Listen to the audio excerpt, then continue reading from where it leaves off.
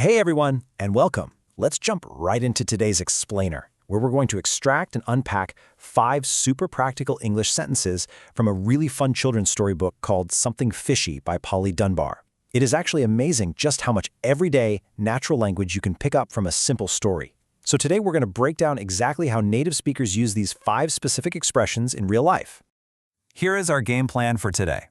First, asking for your fish. Second, something is suspicious. Third, surprise and polite requests. Fourth, dealing with the unexpected. And finally, we'll wrap it all up with a phrase review and summary. All right, part 1, asking for your fish. So we kick things off with a very confident cat who is totally sure about getting dinner. Right at the start of our story, the cat introduces us to its family and establishes right away that there's a deep bond there. You know, the cat loves the family and the family clearly adores the cat because they give it lots and lots of fish. The cat totally knows the routine. And boom, that brings us to our very first phrase, which the cat uses to show just how ridiculously simple it is to get fed. The cat literally says, "All I have to do is ask." It's a statement of absolute 100% certainty. You know that feeling when you're absolutely sure someone's going to give you what you want? That is exactly when you use this phrase to show complete confidence. It means there are no hurdles, no negotiation, no hard work required. The relationship is solid and the result is basically guaranteed. Like say a friend tells you they can help you move your furniture anytime you need. You might realize, wow, all I have to do is ask. Moving on to part 2. Something is suspicious. Now, let's see what happens when the cat's expectations are completely flipped upside down. Because instead of getting a delicious fish served right up on a silver platter, the cat notices something odd happening in the house. The normal, comfy routine is broken.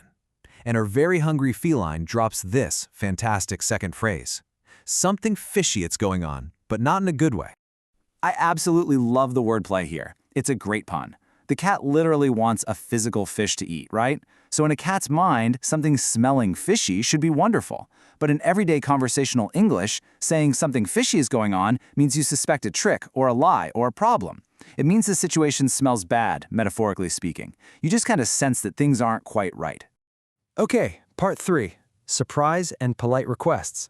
So the story rolls on and we enter this phase of dealing with major disappointment, but still trying to get that meal. When the cat finally thinks the fish is arriving, the family reveals a big surprise.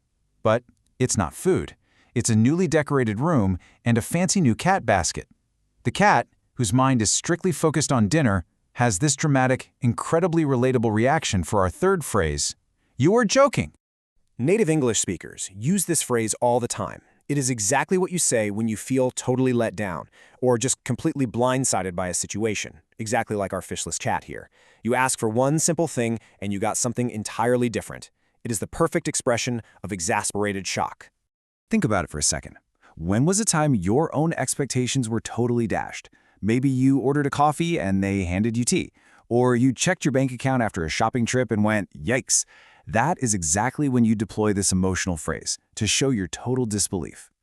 Realizing that just standing there expecting food to magically appear isn't working, the cat takes a step back.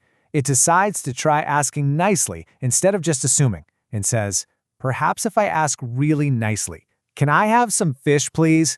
And this introduces our fourth phrase. It literally breaks down the perfect formula for making a polite request in English, taking a simple demand and turning it into a courteous question. Whenever you need something, whether you're at a cafe, at work, or borrowing something from a friend, starting with "can I have," filling in the blank, and then ending with a polite "please" is the absolute gold standard for getting what you want gracefully. Which brings us to part 4, dealing with the unexpected. We've finally hit the climax of the story. The family returns from their own adventure, and it turns out they had actually gone fishing. The cat takes a sniff and realizes, yes, there really is fish in the dish. The squishiest, fishiest fish imaginable. The cat is thrilled, but in return for the fish, the family showers the cat with lots and lots of physical affection. And as we know, cats don't always love that.